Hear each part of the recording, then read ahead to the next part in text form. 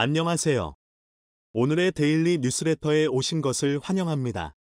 1. 한국은 포르투갈인들이 그들의 눈을 믿을 수 없게 만들었다.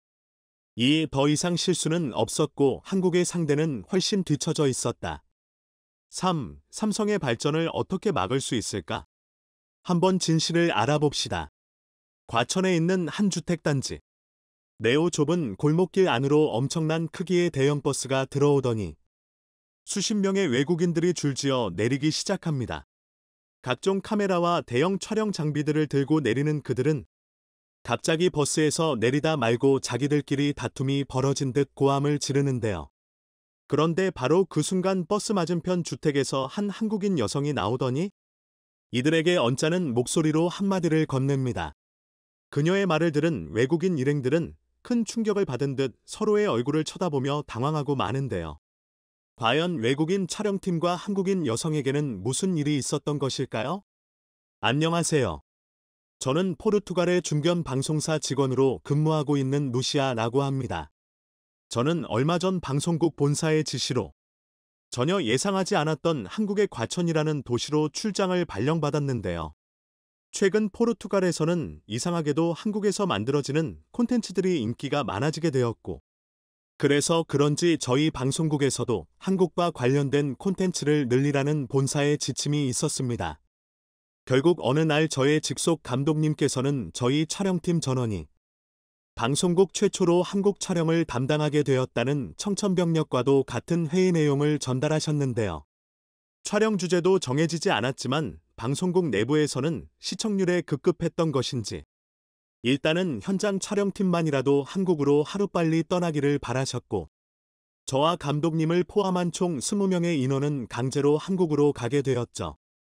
한국에 대해 전혀 모르던 저는 어쩔 수 없는 감독님의 지시로 한국에서 머무를 장기간의 숙박시설을 찾아보기 시작했고, 그 중에서도 매우 어렵게 조건에 맞는 곳을 찾아 약 2주 뒤 곧바로 한국으로 떠나게 되었습니다. 감독님께서는 일단 한국으로 가서 촬영에 대해 생각해보자고 했고, 자신의 지인이 한국의 과천이라는 도시에 있다며 일단은 그곳으로 가자고 하셨어요.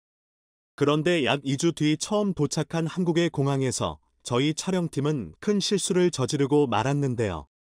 저희 팀은 현장 촬영팀으로 근무하기에 상당히 많은 고가의 촬영 장비들을 필수적으로 챙겨야 하는데, 이를 담당하던 막내 직원은 충격적이게도 포르투갈의 공항에서 실수로 다른 비행기로 짐을 붙여버린 것이었고, 이러한 피해를 한국의 공항에 도착하고 알았다는 사실입니다. 1차 한국행 팀원이었던 저를 포함한 약 10명의 인원들과 감독님은 도저히 말이 나오지 않는 상황에 당황할 수밖에 없었고, 말 그대로 방송국 자산을 송두리째 날려버린 것이라 감독님께서는 눈물까지 흘리려고 하셨는데요. 한국에서의 모든 입국 심사마저 빠르게 마친 상황이었기에 포르투갈로 돌아갈 수도 없는 노릇이었고, 그렇게 저와 감독님 그리고 약 10명의 인원은 허무한 표정만을 지은 채 인천공항의 바닥에 주저앉아 있었습니다. 그런데 바로 그때 한 한국인 승무원 직원분이 다가오더니 저희에게 도움이 필요하냐며 말을 거셨는데요. 평소 한국 콘텐츠의 자막 작업을 담당했던 팀원은 망연자실한 표정으로 저희의 장비를 분실해버린 사건을 한국인 승무원분에게 설명했지만, 그 누구도 이러한 사태를 해결해달라는 뜻은 아닌 그저 투정에 가까웠습니다.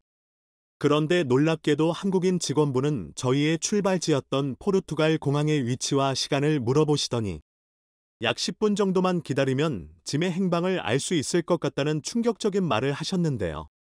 처음에는 지금 한국인 승무원분이 장난을 치는 건가라고 생각했지만 그녀의 표정을 보니 전혀 장난 같지는 않아 보였습니다. 하지만 한국도 아닌 포르투갈에서 이미 촬영 장비 대부분을 다른 비행기로 보내버린 상태였기에 저와 감독님은 도대체 뭘 어떻게 하겠다는 건지 이해가 되지 않았죠. 그런데 한국인 승무원분께서는 포르투갈의 공항에 마침 현장 근무를 하고 있는 한국 항공사의 직원이 있다면서 현재 저희의 촬영 장비가 어디에 있는지 알아냈고 다행스럽게도 다른 비행기로는 옮겨지지 않은 채 포르투갈의 공항에 보관되고 있다는 믿을 수 없는 말을 했습니다. 충격적이게도 한국의 공항은 대부분의 나라들의 모든 네트워크 시스템이 구성되어 있었고, 더욱 충격적인 것은 포르투갈의 공항조차 저희의 촬영 장비가 어디로 가야 되는지 몰라 우물쭈물거리고 있었다는 사실입니다. 다행스럽게도 포르투갈에 있던 한국인 항공사 직원분께서는 저희의 촬영 장비들을 휴대폰 영상통화로 하나하나 확인해 주셨고, 저희 현장 촬영팀 전원은 인천공항의 말도 안 되는 디지털 시스템에 기가 막힐 노릇이었죠. 특히나 더욱 놀라웠던 사실은 한국인들의 일처리 속도였습니다. 기본적으로 포르투갈에서는 단순한 행정처리 절차를 진행하더라도 무려 일주일 이상의 시간이 필요한데, 이곳 한국에서는 저희의 어려움을 확인하자마자 단 10분도 되지 않는 시간 만에 저희 촬영팀 장비에 후속 처리를 해주셨는데요. 한국인 승무원분께서는 현재 대부분의 해외 공항에 한국인 직원들이 현장 근무를 하고 있는 상태라며 이러한 돌발 상황에 대처하기 위한 매뉴얼도 마련되어 있어 다른 나라보다는 신속히 대처할 수 있다고 하셨습니다. 감독님께서는 정말 이런 나라는 처음 본다면서 지금의 믿기 어려운 상황을 미니 캠코더로 녹화하기 시작했고, 이에 더해 한국인 승무원분의 인터뷰까지 딸 수 있게 되면서 한국의 말도 안 되는 이러한 기술적인 인프라 시스템을 알려야겠다며 감동을 받으신 듯 했습니다.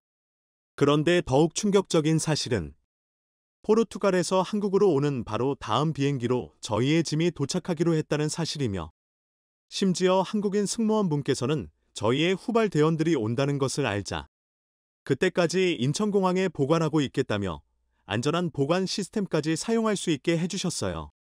실제로 미국에서의 해외 촬영에서 이와 비슷한 사건이 있었는데, 그때는 미국의 공항 직원이 짐을 찾을 수 있는 시스템은 없다며 그저 알아서 처리하라는 대응 태도를 보였는데, 그것과는 완전히 상반되는 한국의 기술력과 인천공항의 인프라 시스템이었죠.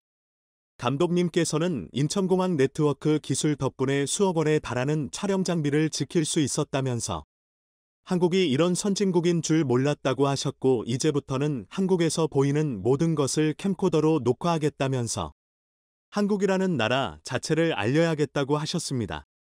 그렇게 한국인 승무원분에게 저희 후발대원의 전화번호를 전달해 드린 뒤 저희 팀원 전체는 곧바로 감독님의 지인이 있는 과천이라는 도시로 출발했는데요.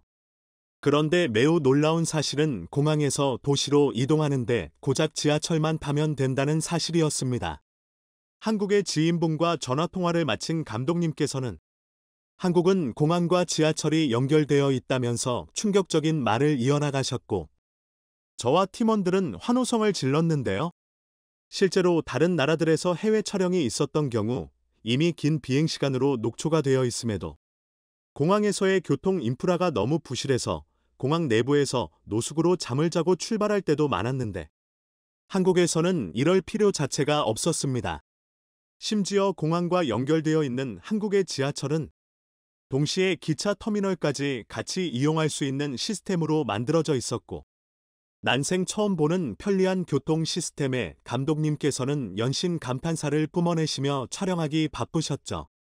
1차적으로 공항과 연결되어 있는 공항철도를 탑승해야 했던 저희 촬영팀은 한국말이 가능한 팀원의 도움으로 열차표를 구매할 수 있었는데, 여기에서도 한국은 남달랐습니다.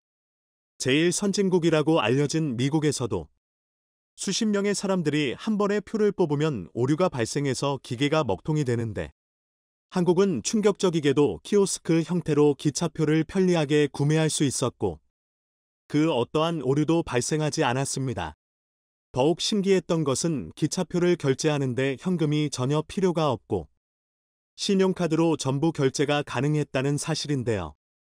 모르는 분들도 있겠지만 미국은 물론 대부분의 유럽권 나라들은 아직도 키오스크 내부에 현금 결제를 집어넣어서 편리한 키오스크의 의미가 없는데, 한국은 여기에서도 다른 나라들과는 한 단계 차원이 다른 선진국 기술력을 보이고 있었습니다. 한국이라는 나라가 그저 평범하거나 포르투갈보다 조금 못 사는 나라일 거라고 생각했었지만, 실제 처음 겪어본 한국은 이런 도시 시스템이 가능했다니 라는 감탄사를 내뱉게 하는 도시였고, 기차를 타는 한국인들 대부분은 나이가 많은 중년분들도 매우 멋지게 차려입고 있어서 그 나라의 수준을 알 수 있었죠. 그런데 기차 내부에서도 한국의 놀라움은 끊이지 않았습니다. 감독님께서는 공항에서부터 캠코더를 사용해서 배터리가 거의 없는 상태셨는데 충격적이게도 기차 내부에 무료로 전기를 쓸 수 있는 콘센트가 바로 눈앞에 자리하고 있었기 때문인데요.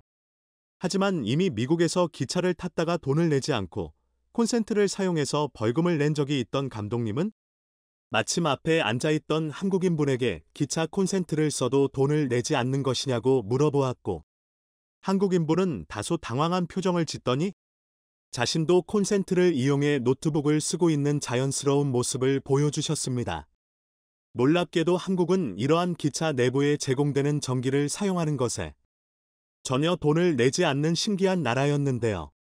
항상 전기가 부족했던 저희 촬영팀에게는 너무나 소중한 기차 시스템일 수밖에 없었고, 이때부터 몇몇 팀원들은 한국이 이렇게 살기 좋았구나 라며 놀라는 반응을 보이기도 했습니다. 기차를 타고 편리하게 지하철로 갈아타자 약 1시간도 되지 않는 시간 만에 저희는 감독님의 지인이 있는 과천이라는 도시에 도착할 수 있었는데요. 평소에 해외 촬영이었다면 중심 도시로 이동하는 것에 모든 체력이 소비되어 녹초가 되었어야 정상인데, 한국의 교통 인프라는 얼마나 편리하게 되어 있던지 전혀 이동의 피로감이 느껴지지 않았습니다. 눈앞에 보이는 과천이라는 도시를 처음 마주하게 되었을 때에는 포르투갈과 상반되는 녹지가 풍부한 도시의 모습에 당황하게 되었는데요. 길을 하나하나 지나갈 때마다 쉴 수 있는 자연공원이 곳곳에 설치되어 있었고, 한국인들은 그러한 도시공원에서 자연스럽고 편안하게 휴식을 취하고 있었습니다. 치안이 좋지 않은 포르투갈에서는 심각한 길거리 범죄의 문제 때문에 범죄자들의 아지트로 활용되는 공원 자체를 없애고 있는 추세인 대한국은 이와는 완전히 반대되는 현실이었죠. 감독님께서는 한국과 포르투갈의 도시 모습과 기술력을 비교하는 프로그램을 제작하면 포르투갈을 한 단계 더 발전시킬 수 있을 것 같다면서 계속해서 한국의 공원을 촬영했고, 실제로 공원 내부도 너무나 깨끗하고 쾌적하게 관리되어 있었습니다. 너무나 놀라웠던 사실은 한국의 도시공원 내부의 쥐가 전혀 보이지 않았다는 사실인데요.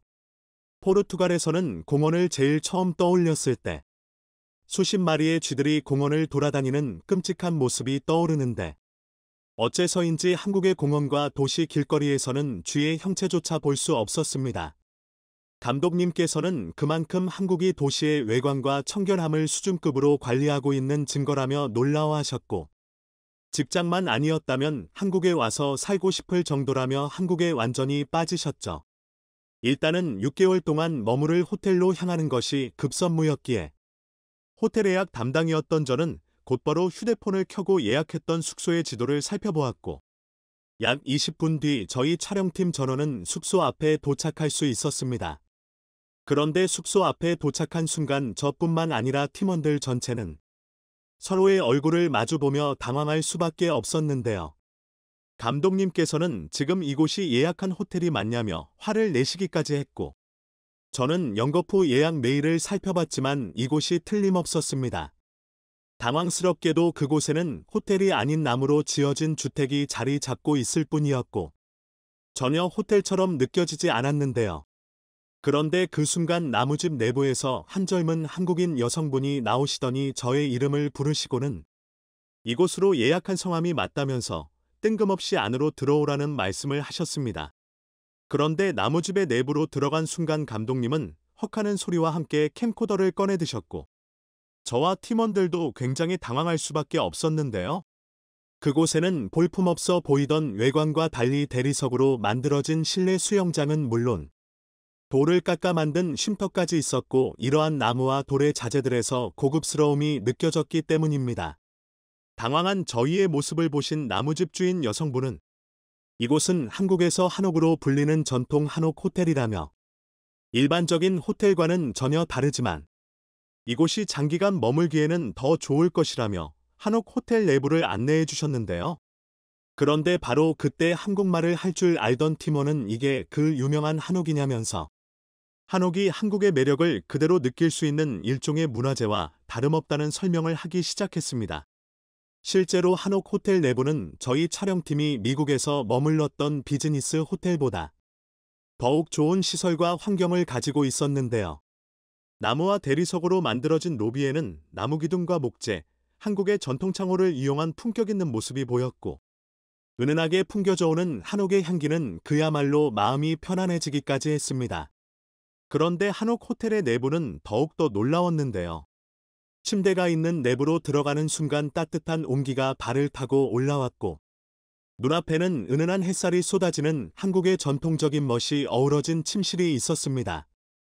신기하게도 침실 내부에는 디지털 제어 시스템을 이용해 방의 온도를 조절할 수 있었는데, 이러한 작은 부분에서도 한국의 기술력이 느껴졌어요. 그리고 무엇보다 특별했던 것은 욕실이었습니다. 저는 살면서 욕실의 바닥까지 따뜻할 수 있다는 사실은 이번에 처음 알았는데요. 나무로 만들어진 대형 크기의 욕조는 미국의 호텔보다 더욱 깨끗하고 아름다웠고, 심지어 화장실 내부에는 센서를 이용한 위험감지 시스템과 최신형 비데까지 설치되어 있었습니다. 말 그대로 한국의 전통을 온전히 느끼면서도 쉴 수 있는 최고급 한옥 호텔이었고, 감독님께서는 너무나 큰 영감을 받으셨는지 한옥 호텔 내부의 촬영동의 허가를 받고 벌써 이곳저곳을 촬영하고 계시더군요. 온돌이라고 불리는 한국의 난방 방식은 발바닥부터 따뜻해지니 마음마저 편안해졌고, 신기하게도 히터를 이용한 가동 방식이 아닌 이유 때문인지 목이 전혀 건조하지 않아서 너무나 좋았습니다. 그리고 역시나 한국답게 한옥 호텔 주변에는 빨래방부터 편의점 심지어 공원과 지하철역까지 가까웠고, 말 그대로 이동을 하는 것에 시간을 들일 필요가 없는 편리한 인프라를 가지고 있더군요. 한국에 오기 전까지만 해도 촬영의 주제를 정하지 않았던 감독님께서는 한옥의 매력에 대한 촬영을 해보자면서 저와 팀원들을 설득하셨고, 그렇게 약 6개월의 기간 동안 저희 촬영팀은 한옥과 한강, 그리고 과천이라는 도시를 중점적으로 촬영했습니다. 포르투갈 방송국 본사에서도 처음에는 한국의 수도인 서울을 중심 소재로 하는 것이 어떻겠냐고 했지만, 실제로 저희가 보내준 과천의 도시야경과 한옥 호텔을 보시더니 상당히 놀라워하는 반응을 보였는데요. 1차 편집본을 마무리해 포르투갈에서 방영한 저희 팀의 한국과 한옥에 대한 프로그램은 방송국 역사상 최고 시청률을 기록했고, 심지어 그날 이후 포르투갈 여행사에서는 한국의 한옥을 경험하는 패키지 상품을 구성하기까지 했습니다. 한국은 예상과 달리 너무나 살기 좋은 자연환경을 가지고 있었고, 이러한 자연경관 사이에서도 카드 하나로 모든 것을 사용할 수 있는 한국의 도시 인프라가 독보적이었죠. 약 6개월 동안 과천의 한옥 호텔에서 머물며 경험한 한국은 지내면 지낼수록 신기한 것이 많은 나라였습니다. 무엇보다 이곳 한국에 대해 더욱 많은 사람들에게 알리고 싶은 목표가 있는 저희 촬영팀은 오늘도 한국에서 지내고 있는 지금의 삶에 너무나 감사하고 있습니다. 스토리 속 캐릭터의 장비가 어디에 있는지 알고 계시나요? 그 장치 안에는 한국산 칩과 반도체 장치가 들어 있습니다. 세계로 뻗어나가는 삼성제국. 한국은 세계 최초, 최고의 기술력을 통해 돌파구를 마련해냈습니다. 중국이 가격으로 격차를 벌이려고 할 때 국내 디스플레이 기업들은 초격차 신기술을 무기로 돌파해내겠다는 전략입니다. 국내 연구진들이 새롭게 개발해낸 소재를 통해 충전 없이 스마트폰 사용이 가능할 수도 있다고 하는데요.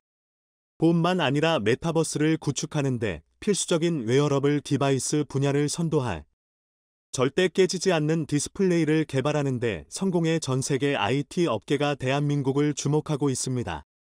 한국이 중국을 누르고 세계 1위의 자리를 지켜낼 수 있을지 자세한 소식 알아보도록 하겠습니다. 반도체와 함께 디스플레이 분야는 한국이 가장 첨단을 달리는 부분이었습니다. 하지만 17년 연속으로 유지해왔던 글로벌 디스플레이 점유율 1위를 2021년 중국이 차지하게 되면서 위기가 찾아왔습니다. 중국의 정부 주도하에 LCD 디스플레이를 국가 핵심 전략 사업으로 추진하면서 막대한 인적, 물적 자원을 토대로 폭발적인 성장을 이루어낸 것입니다. 이에 대한 대응으로 한국은 LED, OLED로 기술 격차를 벌리며 2022년 다시 글로벌 디스플레이 점유율 1위를 탈환하는 데 성공해냈습니다. 하지만 중국 역시 막대한 R&D 투자를 통해 기술 격차를 좁혀오려 시도하고 있어 방심할 수 없는 상황인데요. 중국을 완전히 따돌리고 압도적인 기술 격차로 세계 1위의 자리를 지켜내기 위해 연구개발에 투자를 늘려나가고 있었습니다. 그리고 기대를 저버리지 않고 우리 연구진들이 또 한 번 괄목할 만한 성과를 내는데 성공했습니다. 서울대 연구진이 차세대 디스플레이 소자 페로브스카이트의 상용화에 성공한 것인데요. 유리발광 다이오드 OLED를 넘어설 미래 디스플레이 소자로 각광받고 있는 페로브스카이트 발광 소자의 발광 효율, 밝기, 수명을 획기적으로 개선한 발광 소자 기술을 개발해내는데 성공했고, 이 연구 결과는 세계 3대 학술지인 네이처에 게재되었습니다. 페로브스카이트는 실리콘 태양전지를 대체할 차세대 태양전지 소재로 주목받는 동시에 발광 효율과 색 순도가 높아 OLED를 대체할 차세대 디스플레이 소재로서 각광받고 있습니다. 또한 색 순도와 발광 효율이 뛰어나며 소재 가격이 저렴하다는 장점도 가지고 있습니다. 기존 디스플레이 소자와 비교해 많은 장점을 가지고 있지만 상용화를 위해 발광 효율을 개선하고 수명을 늘려야 한다는 과제가 있었는데요. 서울대 이태호 교수 연구팀이 개발한 발광 소자는 발광 효율이 대폭 개선되어 내부 양자효율 EQE는 28.9%, 47만 3,990 칸델라, 1칸델라는 양초 1개 밝기, 1밝기에 수명은 최소 3만 시간 이상을 기록하며 학계의 기록을 뛰어넘는 성과를 보여주었습니다. 내부 양자효율은 발광 소자에서 나오는 광자의 개수를 투입한 전기 전하의 개수로 나눈 비율을 의미하는 것으로 전력 효율을 나타낸다고 할 수 있습니다. 이번 연구 결과로 대한민국이 페로브스카이트 디스플레이 분야에서 주도권을 가지고 있음을 확인했습니다. 이 교수는 페로브스카이트 발광 소자는 세계적인 연구그룹의 노력에도 수년간 구동 수명이 수백 시간 이내 수준에 머물러 상용화가 불가능한 실험실 수준의 소재라 여겨지고 있었다. 이번 연구에서 페로브스카이트 나노 입자의 새로운 합성법을 고안해 페로브스카이트 발광 소자가 상용화될 수 있다는 점을 확인했다고 설명했습니다. 또한 페로브스카이트 소재는 차세대 태양전지로 가장 각광받고 있는 소재이기도 한데요. 2021년 한국화학연구원 연구팀이 페로브스카이트 소재로 제작한 태양전지가 세계 최고 발전 효율을 달성하며 연구 결과가 네이처지에 실렸었습니다. 최고의 디스플레이이자 최고의 태양광 발전 소재가 될 수 있는 페로브스카이트 소재를 통해 난관에 부딪혔다. 태양광 패널을 장착한 충전 없이 사용할 수 있는 스마트폰, 태블릿의 개발의 돌파구가 되어줄 것으로 기대받고 있습니다. SF 영화에서나 보던 입을 수 있는 디스플레이를 한국에서 만들어냈다는 소식도 들려왔습니다. 구조 변환이 자유로운 첨단 소자는 과학자들의 꿈과 같은 일이었습니다. 딱딱한 기판을 베이스로 가질 수밖에 없었던 반도체와 디스플레이로 인해 전자기기들 역시 단단한 구조 형태를 가질 수밖에 없었습니다. 이는 안정성과 내구도를 보장하지만 인간의 신체 구조상 필연적으로 맞물리지 않는 부분이 생길 수밖에 없었죠. 최대한 인체에 딱 맞고 신체 일부처럼 전자기기를 사용할 수 있는 웨어러블 제품이 각광받으면서 이러한 한계를 뛰어넘을 수 있는 소재가 요구되고 있습니다. 그리고 스트레처블 디스플레이는 웨어러블 기술이 발전하기 위해 필수 불가결한 기술로 IT 업계의 꿈의 기술로 여겨졌었습니다. 스트레처블 디스플레이는 느리기, 접기, 비틀기 등 어떤 변형에도 파손되지 않으면서 화면을 송출하는 궁극의 프리폼 디스플레이입니다. 스트레처블 디스플레이의 잠재력을 알아본 디스플레이 3대 강국인 한중일 3국은 이미 오래전부터 기술 개발 경쟁을 시작했었습니다. 그리고 삼성에서 처음 9.1인치 올리드 스트레처블을 선보이며 한국이 선두를 달리고 있음을 보여주었었죠. 이어 일본에서는 두께가 1mm에 불과한 스킨 일렉트로닉스를 선보이고 저가 LCD를 선점한 세계 최대의 디스플레이 제조사인 중국의 BOE도 지난해 키리가미라는 이름의 스트레처블 제품을 공개했었습니다. 스트레처블 디스플레이 경쟁에서 앞서가기 위해 산업통상자원부는 2019년부터 스트레처블 개발을 국책과제로 삼고 LG 디스플레이를 총괄 주관 기업으로 선정했었습니다. 그리고 지난 8일 LG 디스플레이에서 3년의 연구 끝에 고화질 스트레처블 디스플레이의 개발에 성공했다고 밝혔습니다. 이번에 LG에서 공개한 시제품은 세계 최초로 12인치 화면이 14인치 화면까지 약 20%가량 늘어나는 게 가능하다고 하는데요. 여기에 일반 모니터 수준의 고해상도와 RGB 풀컬러를 동시에 구현해내는 데 성공했습니다. 특수 실리콘 소재로 제작된 신축성이 뛰어난 필름 형태의 기판을 개발해 유연성을 크게 높이는 게 가능했습니다. 또한 40마이크로미터 이하의 마이크로 발광 다이오드, LED, 발광원을 사용해 내부 충격에도 화질 변화를 방지할 수 있는 내구성을 확보하고 기존의 직선 형태 배선 구조를 S자로 스프링 형태 배선 구조로 바꾸는 등 설계를 최적화해 반복해서 구부리거나 접어도 성능을 유지할 수 있습니다. 이러한 기술들의 적용을 통해 스트레처블 디스플레이의 본격적인 상용화를 위해 필요한 유연성, 내구성, 신뢰성을 기존 대비 획기적으로 높이는 데 성공했습니다. 지난해 6월 삼성에서 스트레처블 디스플레이를 이용한 전자피부 개발에 성공한 데 이어 또 한 번 한국 연구진들이 웨어러블 디스플레이의 개념을 발전시킨 것입니다. 스트레처블 디스플레이의 활용도는 무궁무진한데요. 얇고 가벼우면서 굴곡면에도 접착 가능한 디스플레이로 웨어러블, 자동차, 스마트기기, 게이밍, 패션 등 전방위적인 산업 분야에 폭넓게 적용할 수 있을 것으로 전망되고 있습니다. 또한 사회 구조를 아예 탈바꿈할 것으로 기대받는 메타버스의 기술적 구현에 필수적인 기술이 될 것으로 보이고 있습니다. 화면을 구부리거나 접을 수 있는 플렉서블을 실현할 수 있었던 이유는 디스플레이를 이루는 차세대 소자, 즉 LED 기술의 발전 덕분이었습니다. 삼성, LG 등 국내 디스플레이 기업들은 가로, 세로 길이가 500마이크로미터에 불과한 미니 레드를 만들었는데 이 미니 LED를 탄력성이 강한 특수 플라스틱에 접목해 만든 디스플레이가 바로 플렉서블 디스플레이입니다.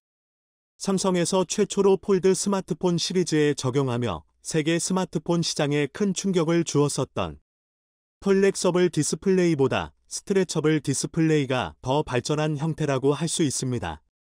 스트레처블 디스플레이에는 미니 LED보다 훨씬 작은 10에서 50마이크로미터 수준의 마이크로 LED 소자가 사용됐는데요.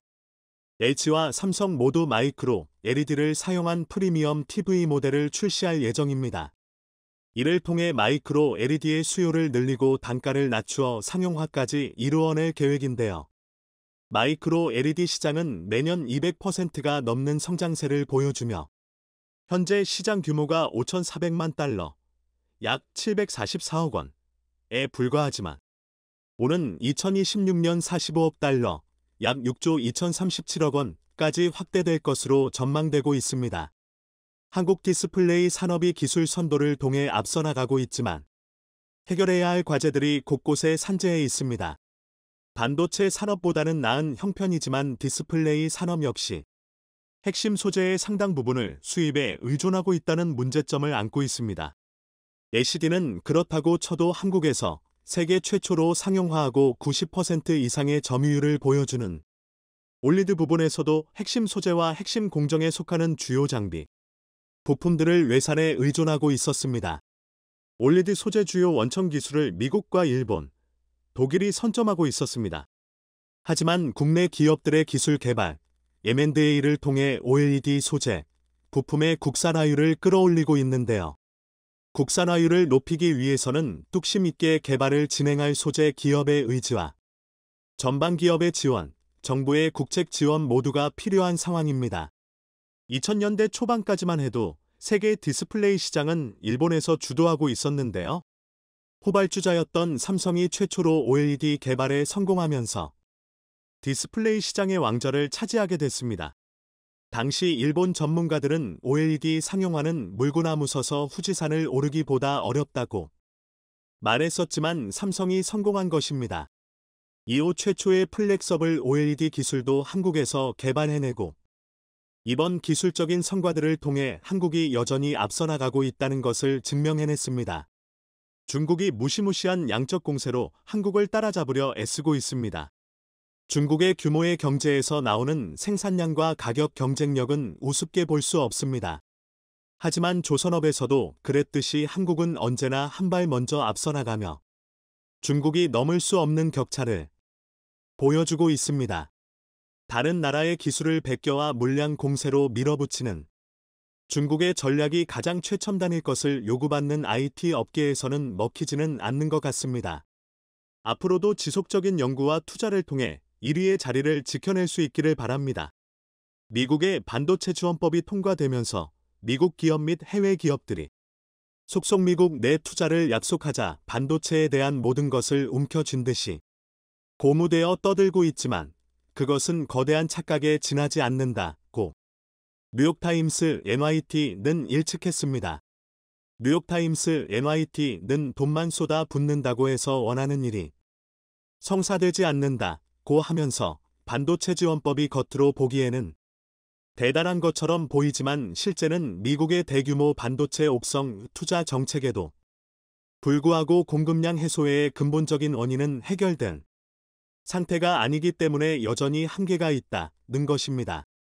기술 인력 확보 같은 현실이 뒷받침되지 않는 상태에서 정부의 지원과 외국 업체에 의지하는 한 미국 내 반도체 발전은 기대할 수 없다는 것이고, 따라서 장미빛이 아니라 근본적인 문제를 풀지 않는 한 불확실성의 연속이라고 지적한 것입니다.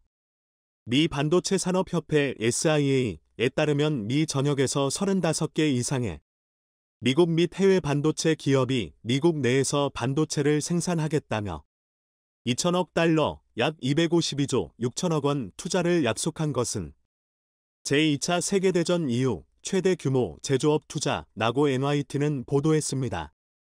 투자 금액은 텍사스, 애리조나, 뉴욕 등 16개 주에서 23개의 신규 칩 공장 준공 및 9개 공장 증설, 업계의 장비 소재를 공급하는 기업들의 투자 등에 투입될 예정이라고 했습니다. 그런데 이 같은 투자건은 대부분 연방과 주정부의 지원금에 우선 무게를 두면서 얼마의 지원금이 나오면 그에 더해 투자하겠다는 것이지 반도체 관련 기업들이 스스로 투자하겠다는 것이 아니라는 것입니다. 또한 기존의 확장 계획이나 관리 비용이 투입되는 것까지도 새롭게 투자하는 것처럼 부풀리고 있다는 지적도 있습니다. 정부에서 반도체 관련해 대규모로 지원하겠다는 정책에 편승하겠다는 그 뒷면을 자세하게 보라는 의미입니다. 최근 칩5 반도체 전쟁을 출간한 미 터프치대 크리스 밀러 교수는 NYT에 직접적으로 미 정부의 엄청난 투자에도 반도체 자립을 달성하는 데엔 성공하지 못할 것이라고 했습니다. 그 이유로 반도체 공장을 준공하는 데만 수년이 걸리는 데다가 미국 내 공장이 가동되더라도 이들 공장에서 최첨단 반도체가 생산되지 못할 가능성이 크고 미국 내 생산을 뒷받침할 인력도 부족할 가능성이 크다는 분석안을 내놓았습니다. 사이에가 미국의 반도체 산업 대규모 투자로 반도체 생산 기업 및 공장에서 27만 7천 명의 반도체 인력 수요를 창출할 것으로 보고 있다고 했지만 NYT는 지나치게 낙관적이라고 지적하면서 반도체 공장은 기술자 및 화학공학과 같은 분야에 숙련된 과학자가 필요한 것이지 아무나 고용해서 생산을 하는 게 아니다고 했습니다. 당장 반도체 업계 전문가들을 대상으로 한 설문조사에 따르면 과학자 및 엔지니어 부족이 가장 어려운 과제 중 하나라고 고충을 토로한 부분을 예로 들었습니다. 따라서 기술 인력 부족으로 인해 미국 반도체 자급자족 노력에 제동이 걸릴 수 있다. 고 나이트는 꼬집었습니다. 미국이 반도체 지원법에 투자하는 돈이 68조 원이라고 하면서 미 정부의 엄청난 투자라고 하는데 한국의 2개 기업이 투자하는 수백조 원의 비용과는 비교도 안 됩니다. 이런 것이 착각을 불러 일으키는 요인입니다. 더구나 미국에서 68조 원을 투입한다고 해도 이는 한국에서 투자하는 10조 원 정도와 비슷할 것이라고 봅니다. 워낙 미국은 비효율적이기 때문입니다. 한국에서 연봉으로 1억 원을 받는다고 하면 대단한 고액이라고. 하지만 북미에서 특히 캐나다보다 미국에서 연봉 8만 불 정도는 웬만한 직장인이 받는 금액입니다. 한국에서 연봉 1억 원을 받을 정도의 고급 인력 정도 되면 미국에서는 수십만을 정도 되고 밀리언 정도의 봉급을 받는 임원들은 숱하게 많습니다. 그렇기 때문에 한국과 미국에서 잡는 예산이나 집행 비용은 크게 다를 수밖에 없습니다. 항상 말씀드리는 것처럼 한국에서 10조 원이 필요하다고 하면 미국은 100조 원을 책정하는 것 같은 이치입니다. 68조 원 결코 큰돈이 아닙니다. 한편 경기 침체로 이어지면서 전자제품의 출하가 급속도로 하강하고 재고가 쌓이자 끄덕겁다고 자말하면서 가격을 올해 상반기에 또 인상하려고 했던 SMC마저 가격을 동결하고 일부는 가격을 다운시키는 등 생산이 크게 줄어들면서 반도체 겨울이 메모리 반도체에서 파운드리로 옮겨가고 있다는 분석이 나옵니다. 세계적인 인플레이션과 경기 침체 여파로 소비자의 소비 심리가 위축되자 곧바로 스마트폰이나 PC와 같은 디바이스 구매 감소로 이어졌습니다. 기즈타임스는 2023년 1분기에는 공장 가동률이 크게 하락할 것이다. 현재 재고가 최고치에 달해 1분기 매출이 전분기 대비 15% 감소하고 이후에도 추가 감소할 수 있다고 보도했습니다. TSMC의 상위 10대 고객인 엔비디아, AMD, 미디어텍 등 제품을 판매하지 못한 재고가 쌓이고 있고 주문 취소와 지연 계약 파기가 연이어 발생하고 있다면서 6, 7나노 공정 수요는 절반가량으로 하락하고 5나노 이하 생산 라인 가동틀도 크게 줄어들었다고 밝혔습니다.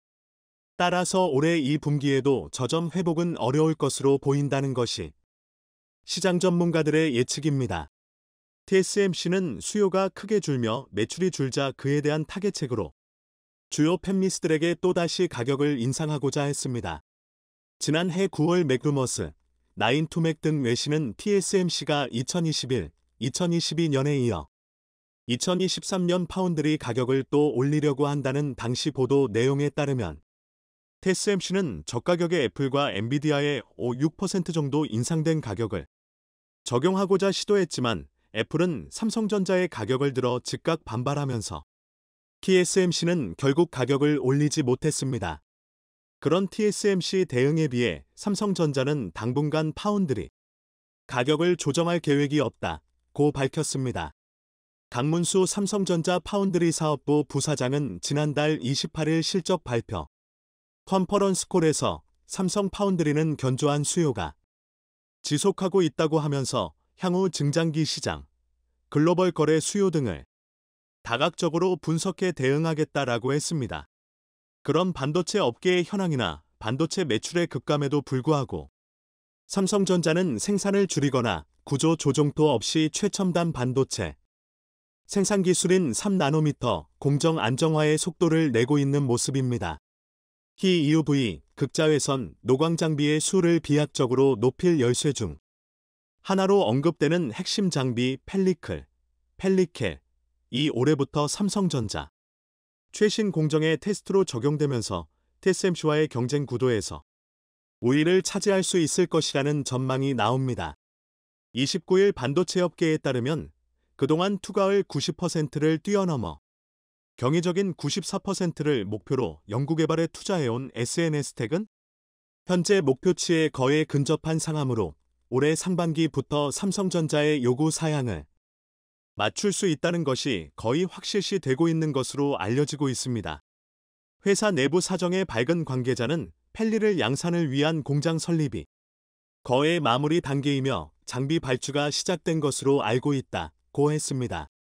SNS텍은 삼성전자가 투자한 소부장 협력사 중 가장 많은 자금을 유치한 기업으로 2019년부터 EUV 시대 전환에 맞춰 EUV용 블랭크 마스크와 펠리클 개발을 진행해 왔습니다. 펠리클이란 반도체 회로가 새겨 넣은 유리기판 즉 포토마스크에 초미세한 먼지가 붙지 않도록 보호하는 얇은 필름을 지칭합니다. 호흡을 하면서도 미세먼지나 해로운 물질을 흡입하지 않기 위해 마스크를 쓰는 것과 비슷한 원리입니다. EUV 공정에서 펠리클의 유무 차이는 상당히 큽니다. 반도체 업계 관계자는 EUV 노광 공정은 매우 섬세한 과정인데 특히 회로가 그려지는 포토마스크의 오염이 술 저하의 큰 원인이 된다고 했습니다. 특히 반도체 회로가 그려지는 포토마스크의 가격이 개당 수억 원을 넘나들기 때문에 투과율이 높은 펠리클을 사용한다면 수율 자체를 끌어 올릴 수 있기 때문에 전체적인 생산 비용을 줄일 수 있게 된다고 설명했습니다. 즉 EUV 장비는 미세한 파장의 빛이 거울에 반사하는 원리로 회로를 그리기 때문에 빛을 일정한 수준으로 유지하는 것이 중요한데 이 과정에서 가장 중요한 것이 바로 펠리클의 투과율이라는 것입니다. 삼성전자는 이런 광원 손실을 최소화하기 위해서 80%가 아닌 펠리클 투과율의 한계를 깬 90% 이상을 주문해온 것으로 알려져 있습니다.